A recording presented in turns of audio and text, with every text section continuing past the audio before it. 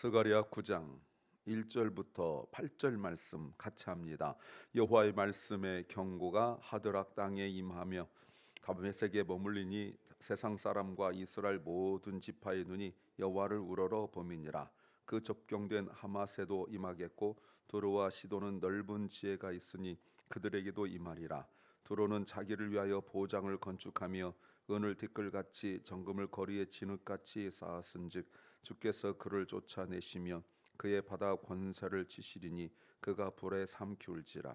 아스골론이 보고 무서워하며 가사도 심히 아파할 것이며 에그로는 그 소망이 수치가 되므로 역시 그러하리라. 가사에는 임금이 끊질 것이며 아스골론에는 거민이 없을 것이며 아스돗에서는 잡족이 거하리라. 내가 블레셋 사람의 교만을 끊고 그 입에서 그 피를 그 입 사이에서 그 가증한 것을 제하리니 그도 남아서 우리 하나님께로 돌아와서 유다의 한 두목같이 되겠고 에그로는 여보수 사람같이 되리라. 내가 그 집을 둘러 진을 쳐서 적군을 막아 거기 왕래하지 못하게 할 것이라. 포악한 자가 다시는 그 지경으로 지나지 못하리니 이는 내가 눈으로 치니 봄이니라. 아멘. 스가랴를 크게 두 개로 나눈다면 1장부터 8장까지가 환상에 관한 내용이라고 보고요. 9장부터 14장까지는 또 다른 이야기, 예언에 관한 내용이라고 말할 수 있습니다.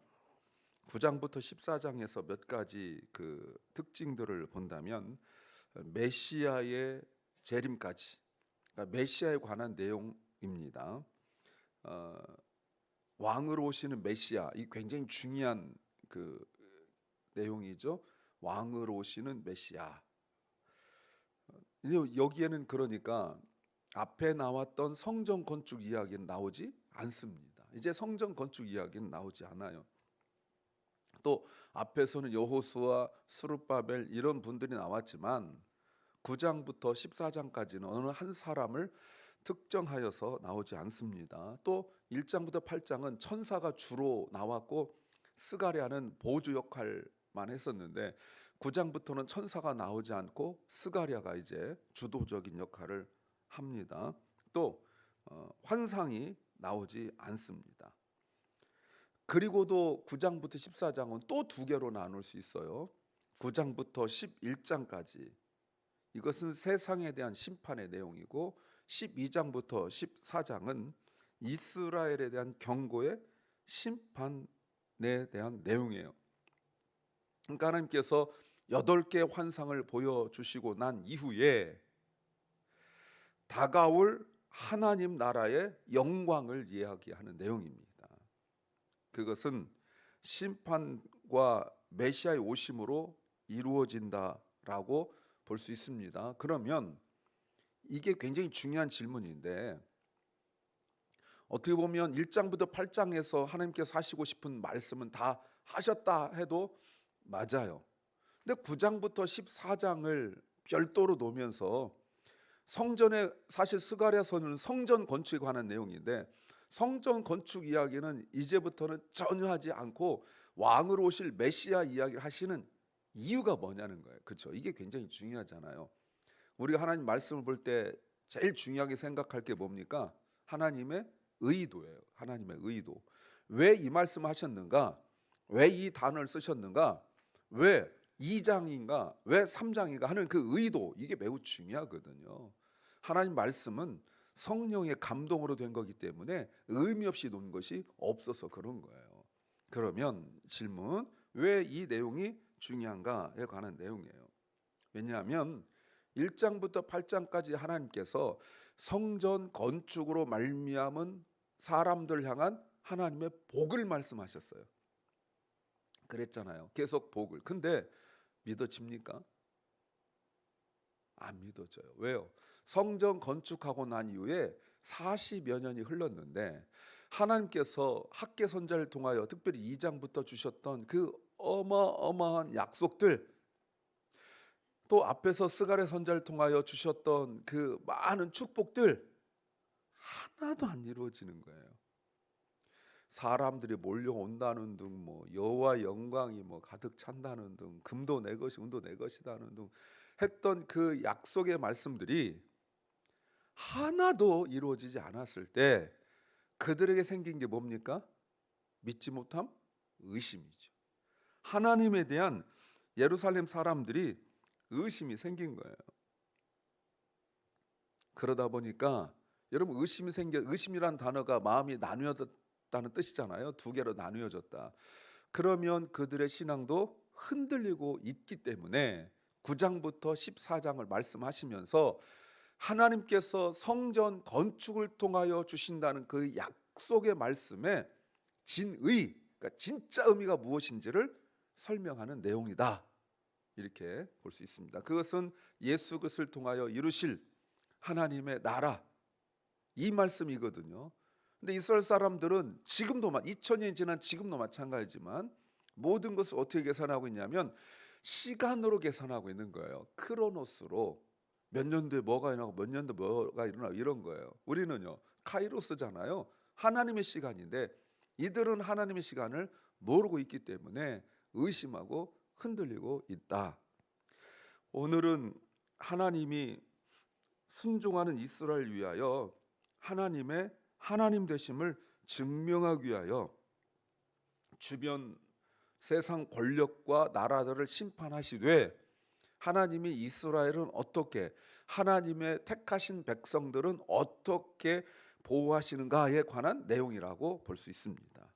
설교 제목은 가짜에 가리워진 진짜를 볼 수 있다면 평안하다. 가짜에 가리워진 진짜를 볼 수 있다면 평안하다는 제목입니다. If I can see the real hidden behind the fake, I am at peace.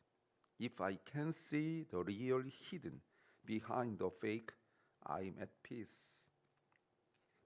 사실 세상 것도 그런 일들이 종종 있어서 사람들이 사기를 당하고 또 헛된 인생 살 때도 많이 있지 않습니까? 그런데 영적인 것은 더욱 그렇습니다. 영적인 것은 이게 좋은 거다라고 분별할 수 있는 것으로 오지 않는다는 거예요.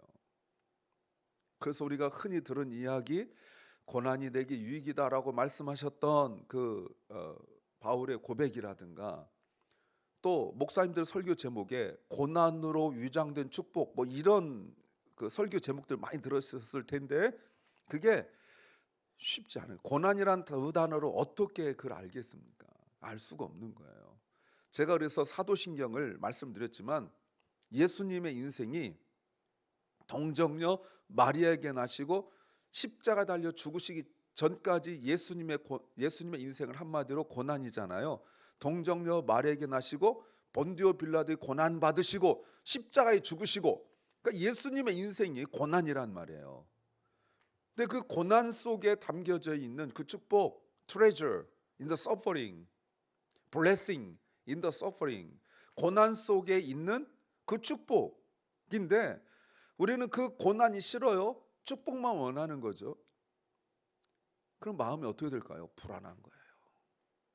의심이 가고 그때부터 예배가 멀어지고 그때부터 예배가 그 다음 순서가 되는 거예요. 마태복음 6장 33절에 너희는 먼저 그의 나라와 의를 구하라. 그리하면 이 모든 게 뭡니까? 앞에 있는 내용들이잖아요. 근데 앞에 있는 내용들을 한 단어로 줄이면 뭡니까? 머니, 만몬이잖아요. 돈이거든요. 무엇을 먹을까, 무엇을 마실까, 무엇을 입을까에 대한 고민은 결국 돈에 관한 고민이잖아요. 그 우선순위가 하나님의 나라와 그의 의를 구하는 건데 이게 결코 쉽지 않다는 거예요. 그런데 알면 평안하죠. 그러니까 신앙의 수준이 높으셨던 분들, 신앙의 그 믿음의 선배들이 보여줬던, 우리가 요한계시를 통해서 보았고요. 또 지금도 신앙의 수준이 아주 높고 깊은 분들 보면 흔들림이 없죠. 바다가 위에서는 쓰나미가 불어도 맨 밑에는 고요하듯이 신앙이 깊어야 되는데 이거는 연못 얇은 것처럼 바람만 불면 철랑대고 뭐 세상 뒤집어질 것처럼 난리를 피우려 하는 것은 왜 그래요? 그 숨겨진 보물을 모르기 때문에 그런 거예요. 우리가 무엇을 알아야 될까요? 첫째는 모든 것이 우연처럼 보인다. 모든 것이 우연처럼 보인다는 겁니다. Everything seems like a coincidence to me. 오늘 1절에 여호와의 말씀에 경고가 내려옵니다. 경고예요. 이런 적 없었습니다. 경고란 건 뭐죠? 뭐뭐에 대항하여, 뭐뭐에 반대하여 하드락 땅에 임하며 다메섹 땅에 머무르면서 세상 사람들과 그리고 그 2절 접경 하맛, 두로, 시돈 그리고 그 이후에 블레셋 뭐 이게 다 임합니다. 자, 이런 말씀을 스가랴 선지자가 받았을 때도 놀라운 일이지만 선포할 때 하나님께서 주시겠다는 축복의 그 문자적 의미, 눈에 보이는 visible blessing, 눈에 보이는 그 축복, 돈이거든요. 이것만 원하고 있는 자들에게, 그래서 하나님에 대한 신앙도 흔들리고 의심하고 있는 자들에게 하나님께서 세상을 심판하시겠다는 말이 믿어지겠습니까? 안 믿어지죠. 왜요? 바벨론에게 잡혀갖고 바벨론은 멸망당하면 자기들이 자유를 얻고 이럴 줄 알았더니 그 다음에 페르시아가 바사가 지배하고 있는 상황들 속에서 여전히 자기들은 피지배민이에요. 오늘이 마침 8월 15일 광복절입니다. 여러분, 이런 광복이 이스라엘에게는 아직 오지 않았어요. 그리고 심지어 예루살렘에 온 사람들은 극히 적고 하나님께서 북방에서 내려오라 라고 말씀하셨던 것처럼 아직 오지 않은 사람들이 더 많아요. 왜요? 와봤자 가난할 텐데, 와봤자 힘들 텐데 신앙이 아니란 말이에요. 그나마 오신 분들은 신앙으로 왔는데 오지 않아요. 그런데 하나님께서 세상을 심판하시겠다고 말씀하세요. 믿어져요? 안 믿어져요? 안 믿어져요. 의심이 가요. 왜요? 살아보니까, 세상 살아보니까 믿음 좋아요, 신앙 좋아요, 말씀 좋아요. 그런데 하나님의 방법으로 세상을 살 수 없고 어렵다는 사실을 지금 절절하게 깨닫고 있는 거예요. 오늘날 우리가 아니라 지금 이때 당시 사람들도 지금 그거를 알고 있는 거예요. 왜요? 경험했으니까. 여러분, 그런데 이 예언이 있고 난 이후에 200년이 지난 뒤에 나타난 사람이 누구냐면 알렉산더 대왕입니다. 알렉산더 대왕이 이 가나안 땅을 점령해요. 근데 원래 가나안 땅을 점령하려고 온 것도 아니에요. 인도를 점령하려 가는 길에 절대로 무너지지 않을 거라고 장담했던 두로와 시돈 뭐 이런 나라들을 다 점령하고 말아요. 그래서 알렉산더 대왕이 지나가고 난 이후에 복음 전파가 이루어지기 시작합니다. 알렉산더 대왕으로 말미암아 그리스어가 그쪽 우리로 지금 중동 지역, 팔레스틴 지역 이쪽 지역의 공용어가 되죠. 그래서 신약이 이루어지잖아요. 알렉산더 대왕이 지나가고 난 이후에 200여 년이 흐르면서 그 땅에 이제 그리스어가, 헬라어가 공용어가 됩니다. 알렉산더 대왕이 그냥 몰고 가서 한 것이 아니라 많은 군대가 가야 되기 때문에 마차가 가야 되잖아요. 병거가. 도로를 깔았습니다. 로마가 지배하고 이렇게 되면서 도로가 다 뚫려가지고 그곳에 복음 전파가 쉽게 이루어지는 일이 생겼다는 거예요. 하나님이 역사를 주관하시는 그 일들, 이 일들이 사람들에게는 우연처럼 보이지만 이건 결코 우연이 아니라 하나님의 섭리고 하나님의 역사고 보이지 않는 하나님의 손이 모든 것들을 미리 만들어 놓으신 거예요. 그래서 갈라디아 4장 4절에 때가 참에라는 말씀이 이렇게 이루어졌다는 거 우리가 기억하셔야 됩니다. 두 번째는 의지하던 것이 무너져야 한다는 겁니다. What I refiled on must fall apart. 자, 이제 구체적으로 좀 본다면요, 1절과 2절 상반절에서 보시면 다메섹 나옵니다. 당시 막강한 세력이 다메섹이에요. 그런데 하나님께서 세상 권력이 커도 불안해하지 말고 두려워하지 말고 멸망될 것이다. 하나님께서 지켜보고 계신다. 하나님께서 보고 계신다는 겁니다. 또 2절 하반절부터 4절까지 보시면 두루와 시돈이 나옵니다. 두루와 시돈은 뭐라고 말씀하시냐면 지혜다라고 말씀하십니다. 여러분, 그들이 가지고 있는 지혜가 뭐예요? 2절에 넓은 지혜가 뭐죠? 돈 버는 지혜예요. 돈 버는 수단과 안목입니다. 이 지혜를 말해요. 근데 이게 무너지게 될 거라는 거예요.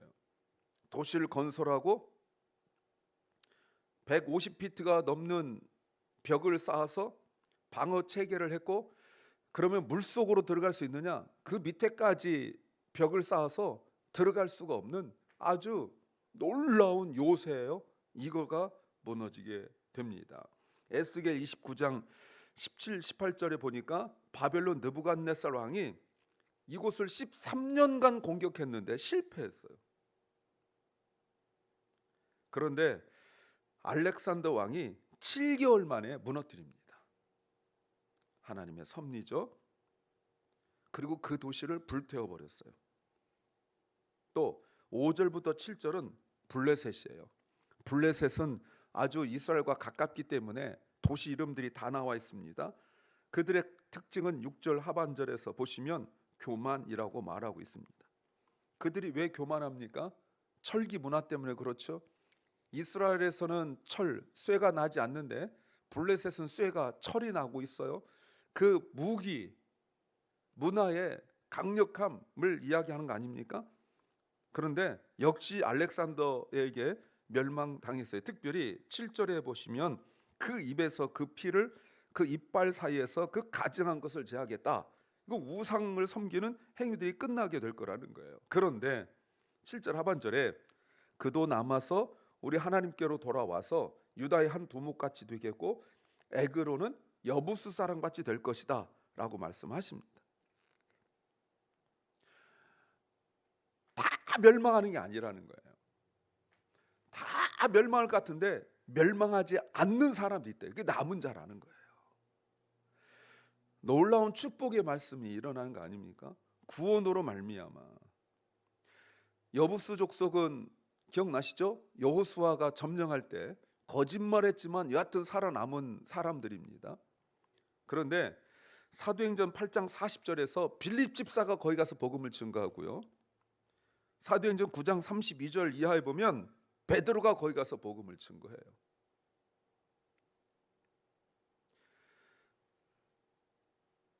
여러분, 그들이 의지하던 것들이 무너지고 나니까 그때서야 비로소 하나님의 역사가 이루어지는 거예요.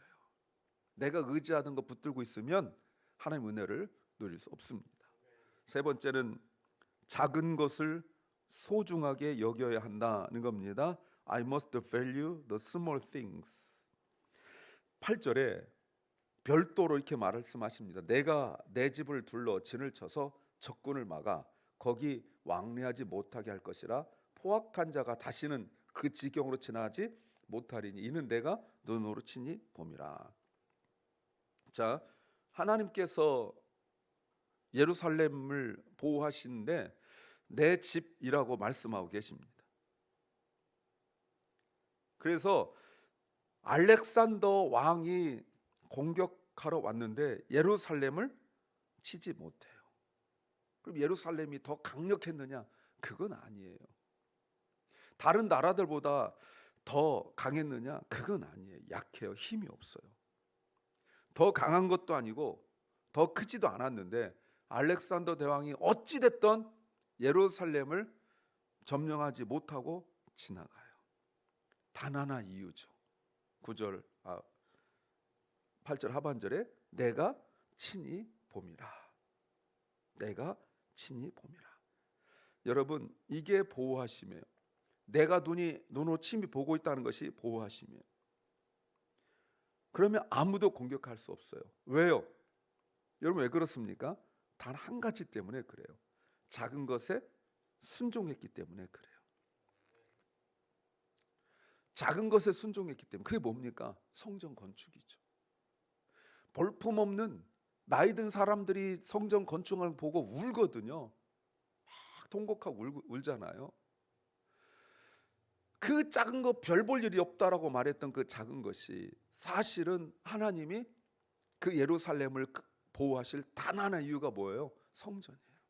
사람들이 무시하고 조그맣다고 무시하고 별 볼 일 없다고 무시하고 이거 가지고 뭐 무슨 의미가 있느냐라고 말했던 그 작은 것 때문에 하나님께서 보호하시는 거예요. 네, 이 원리를 알아야 돼요. 그런데 불순종했던 이스라엘은 멸망당하고 말죠. 사랑하는 여러분, 우리가 무엇을 의지하고 있습니까? 눈에 보이는 것에 마음을 빼앗겨 버리면 하나님께서 그 뒤에 두신 축복을 못 봅니다. 그 축복은 그냥 오지 않습니다. 작은 것에 예배의 성전에 순종한 자에게 주시는 축복입니다. 기도합니다. 주님, 감사합니다.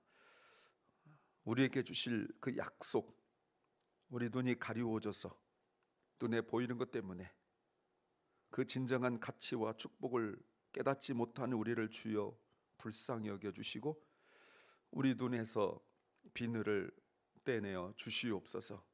아버지 하나님, 사랑 결란과 우리 다음 세대와 자녀들이 주님을 더 진정으로 믿고 다음 세대는 더 하나님을 신실하게 믿게 하여 주옵소서. 오늘도 병중에 있는 연약한 성도들을 기억합니다. 저들의 몸과 마음을 치유하여 주시옵소서. 아버지, 대한민국에 8.15 광복을 주셔서 감사합니다. 그 이후 80년이 지났습니다. 여전히 한국이 영적으로 신앙적으로 온전하지 못하는 것 용서하여 주시고 교회들이 하나님 앞에 엎드리게 하여 주시며 아버지, 진정으로 순수한 신앙을 회복할 수 있도록 그 강단을 주님이 붙잡아 주시옵소서. 오늘 하루 주 안에서 감사하며 찬양하며 축복하며 살게 하여 주시옵소서. 예수님 이름으로 기도하옵나이다. 아멘.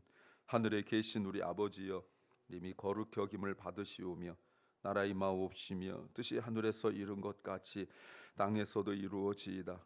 오늘날 우리에게 일용할 양식을 주옵시고 우리가 우리에게 죄 지은 자를 사하여 준 것 같이 우리 죄를 사하여 주옵시고 우리를 시험에 들게 하지 마옵시고 다만 악에서 구하옵소서. 대개 나라와 권세와 영광이 아버지께 영원히 싸움나이다. 아멘.